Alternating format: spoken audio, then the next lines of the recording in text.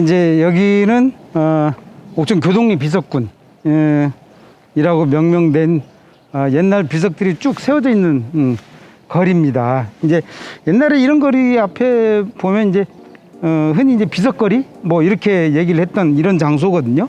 이런 장소인데 이 장소는 역시 이제 옛날에 군수 극우장이 이제 행정관 그 관아의 책임을 맡았던 원님이라거나 아니면 관찰사라거나 이런 분들의 어떤 선정을 기념하는 또는 영세 불망을 기념하는 뭐 이런 비석들이 주로 세웠었죠. 근데 원래 이런 비석들은 통상 보면 각 고장의 관아 앞에다 세우게끔 돼 있습니다. 근데 이제 옥천 같은 경우는 이 비석이 어디 있었는지 애초에 어디 있었는지를 잘 모르는 상황이고요. 한 번은 저쪽 지금은 옥천 산업과학고가 됐는데 충북 산업과학고 그쪽 언저리 그쪽 길가에 한번 옮겨갔다가 이쪽으로 옮겨온 걸로 이렇게 얘기는 좀 되고 있습니다. 근데 이제 여기 보시면 옥천 교동리 비석군이라고 돼 있어요. 그래서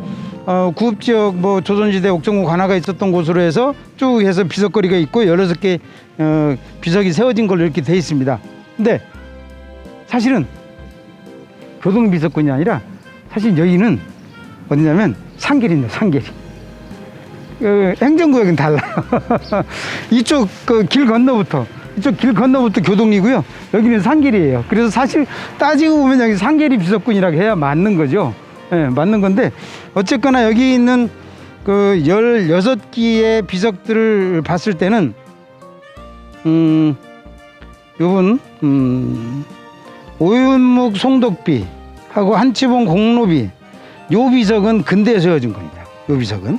그래서 다른 데 이제 연대가 있잖아요. 1862년, 63년, 61년 이렇게 쭉 불망비들이 있고 선정비들이 있고 뭐 이렇습니다. 근데 사실 따지고 보면 이런 비석들을 세우는 것 자체가 살아있는 사람들 비석 안 세우잖아요.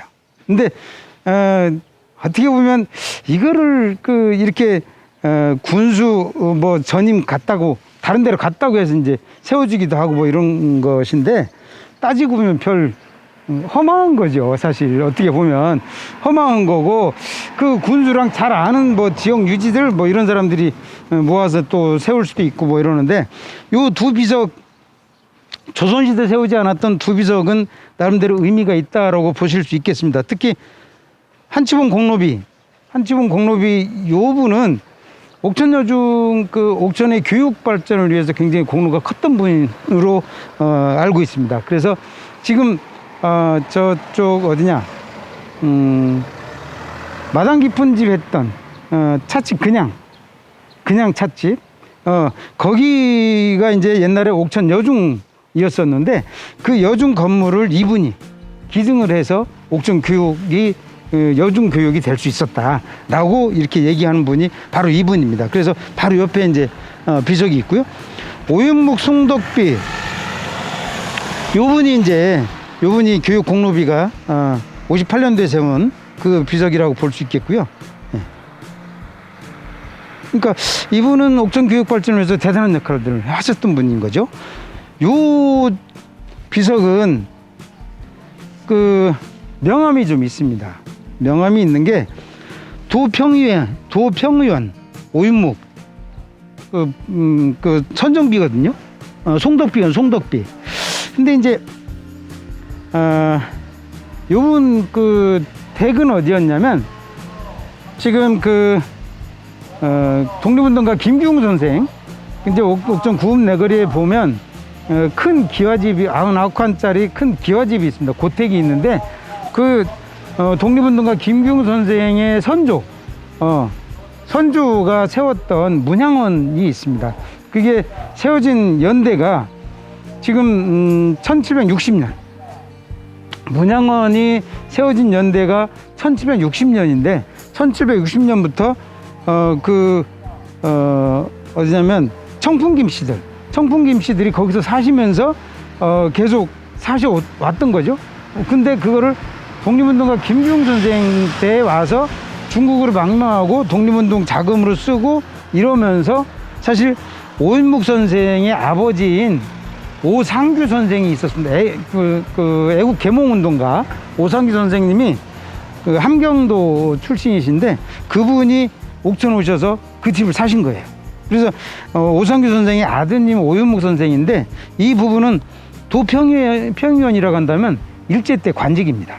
일제 때. 그래서 그분이 그 신문 기사나 이런 것들을 보면 여러 가지 뭐 홍수가 났을 때도 뭐 그 제방 쌓는 것들 돕고 다리 건설하는 거 돕고 뭐 이런 부분들이 있습니다, 분명히. 그래서 그것들을 송독 그 덕을 칭송하는 비석이 아닐까 싶은데, 사실 이제 이분은 그 친일행위 뭐 그 저 도평의원 뭐 하고 또 그 집안에 보면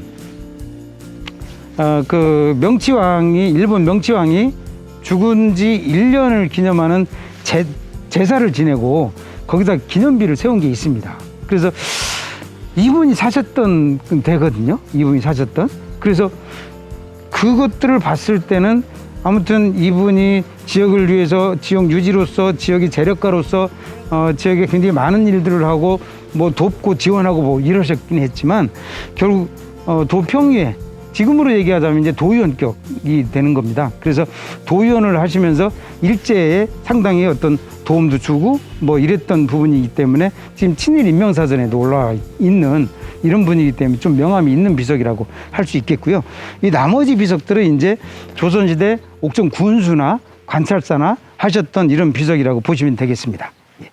다른 곳으로 이동하겠습니다.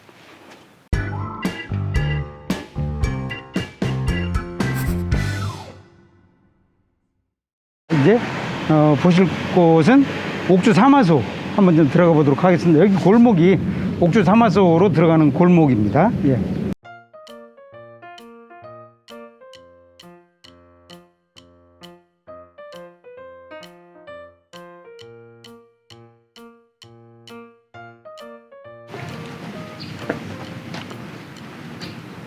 여기가 이제 옥주 사마소가 되겠습니다. 옥주 사마소. 옥천인데 옥주 사마소, 옥천하고 옥주하고 무슨 관계가 있길래 옥주라고 하지? 라고 하는 궁금해 하시는 분들도 계실 것 같아서, 사실 옥주나 옥천이나 똑같은 옥천인 거죠. 옥천이라고 하는 지명이 언제 됐냐면 조선시대입니다. 조선 초기 태종 13년이었습니다. 그때가 1413년이었고요.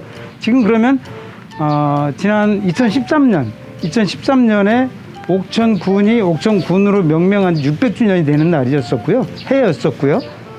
올해가 이제 2013년에서 8년 지났나요?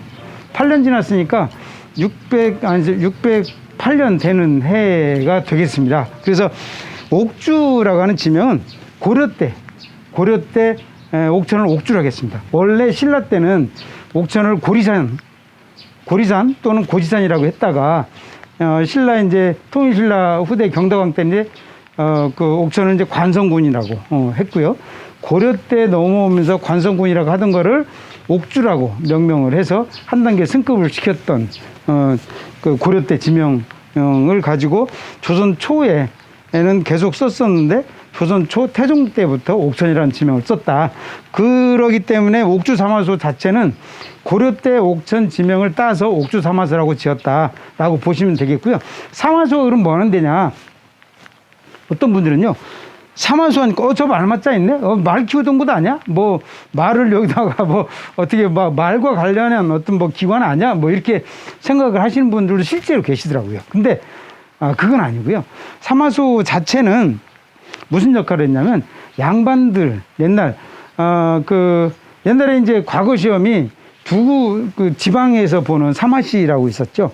그 진사, 생원 이런 분들이 이런 분들을 배출해내는 사마시라고 하는 시험이 있었고, 이제 조정에 올라가서 대과를 보면 이제 급제를 해서 이제 벼슬게 나가고 이러는데, 그 지역에서 그 지역 과거 시험, 향시라고 하는 과거 시험을 합격한 생원 진사들이 여기 모여서 뭐 학문도 논하고 정치도 논하고 했던 곳이 바로 이곳입니다. 근데 사마수라고 따지면 정작은 어떻게 보면 이게 그 양반네들이 지금 정치하는 것 마냥 권력 다툼이 있었던 거죠. 옛날에 이제 조선 초만 하더라도 조선 초에 이제 조선 건국을 했던 훈구 대신들이 있었던 거죠. 조선 건국을 도와줬던 공신들, 이런 사람들이 뭐 힘있게 뭐 무슨 정책도 이끌어 나가고 뭐 높은 벼슬자리도 하고 뭐 이러다 보니까 그 사람들이 각 지역에 세웠던 유향소라고 하는 기구가 있었습니다. 그 말하자면 사설 기구인 거죠. 양반네들이 세우는. 근데 이제 유향소 기구가 이제 커지고 하다 보니까 뭐 갈수록 뭐 폐단도 많아지고요. 또 일반 백성들 괴롭히기도 하고 이러다 보니까 그 훈구 조선 건국을 도왔던 공신들의 어떤 훈구 대신들을 대신해서 새롭게 나타난 것들이 살림 세력들이었던 거죠. 새로운 유학자들, 새로운 세력들, 그분들이 유향소만 있냐? 그럼 우리는 별도로 그 대립적으로 세우겠다라고 해서 세운 것이 사마소가 되겠습니다. 그러니까 새로운 신진 세력들로 됐던 그런 분들이 세웠던 그 기구가 이제 사마소라고 보시면 되겠고요. 옥천에는 그러면 사마소가 언제 세워졌냐? 그리고 사마소가 생긴 연대는 1500~1600년대라고 보시면 되겠습니다. 근데 사마소가 원래는 그 뭐 양반네들이 뭐 정치도 논하고 또 어떤 그 학문도 논하고 했던 이런 긍정적인 그런 기능을 갖고 있었던 이런 부분이었는데 갈수록 이제 폐단이 심해지는 거죠. 사마소 명의로 뭐 토지도 그 마련을 하고 뭐 노비도 부리고 또 심지어는 뭐 고리대금업 뭐 해가지고 뭐 그 일반 백성들 한테 막 그 고리로 그 높은 이자로 막 빌려주고 그것도 받고 또 말 안 들으면 데려다가 멍석말이 해가지고 패기도 하고 또 권력의 어떤 그 정점에 있었다라고 하는 부분들을 보여주는 것들이 새로운 원님이 새로운 고을 그 수령이 오면은 사마소에 와서 인사를 할 정도로 그렇게 센 권력을 장악을 했었던 적도 있었던 거죠. 그렇게 해서 이제 날이 갈수록 이 폐단이 심해지다 보니까 원래 긍정적인 기능보다 부정적인 뭐 폐단 이런 것들이 심해지다 보니까 조선 선조 때 유성룡 선생이 건의를 합니다. 저 사마소 없애야겠다. 없애주십시오라고 건의를 해가지고 제가 잘 지금 1603년인가 1607년 1603년 같습니다. 1603년에 유성룡 선생의 건의로 전국에 사마소가 없어집니다. 근데 옥천 사마소는 이상하게도 1654년에 중건한 걸로 나옵니다. 중수한 걸로. 그 얘기는 결국 그 중앙조정에서는 1600년대 초반에 유성룡 선생의 건의로 사마소가 없어졌는데도 불구하고 옥천은 이 건물이 원래 의창 건물이었다고 합니다. 의창이라고 한다면 이제 옛날에 관청에서 곡식을 쌓아두고 있다가 어려운 백성들 또 굶는 백성들한테 곡식을 빌려주기도 하고 대주기도 하고 했던 이런 그 기관이었죠. 근데 그 의창 건물을 그 보수해서 만들었던 건물이 사마소라고 얘기를 하고요. 그 중수기를 쓰는 양반이 송시열 선생입니다. 1654년에. 그리고 그렇게 해서 만들었던 저기가 중수기에 있어요. 저 들어가 보시면 이제 송시열 선생이 썼던 중수기 현판들이 또 있고요.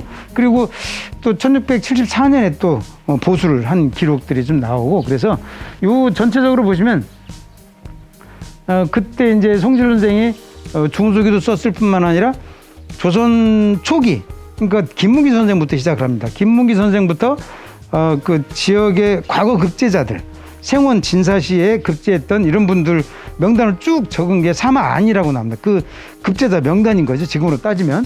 그래서 그분들을 정리해서 한 게 이제 관성 사마안이라고 해서 급제자들 쭉 명단이 있는데 사실은 어떻게 보면 그 이전에 동이면 적하리에 사셨던 정립 선생이 계십니다. 정립 선생이라고. 근데 그분이 또 사마안을 쓰신 게 있었어요. 그래서 그분이 쓰신 사마안은 송철 선생이 썼던 것보다 좀 더 일찍 제가 알기로는 한 10몇 년, 15년 정도 이렇게 일찍 썼던 사마안들이 있었고 그 후에 또 언제 또 사마안이 또 써지냐면 송철 선생 때까지 급제한 명단밖에 없었으니까 그 뒤에 조선 후기에 송근수라고 하는 분이 옥천 분입니다. 그분이 재상을 지내셨는데 그분이 쓴 사마안이 또 존재합니다. 그래서 옥천에 전체적으로 보면 과거 급제자들을 파악할 수 있는 사만 자체가 그 3개 정도로 정리가 돼서 전해지고 있다. 그리고 여기 생원진사시에 합격했던 양반들이 이제 모인 곳이라고 말씀을 드렸는데, 그 양반들이 후손들이 지금까지도 사마계를 조직을 해서 지금도 계를 해오고 있는 아주 뿌리 깊고 유서 깊은 곳이기도 합니다. 근데 옥주사마소가 더 사실은 귀중한 거는 전국에 사마소가 현재 남아있는 사마소가 3개밖에 없습니다. 괴산에 이제 청안사마소가 있고요, 경주에 경주사마소가 있습니다.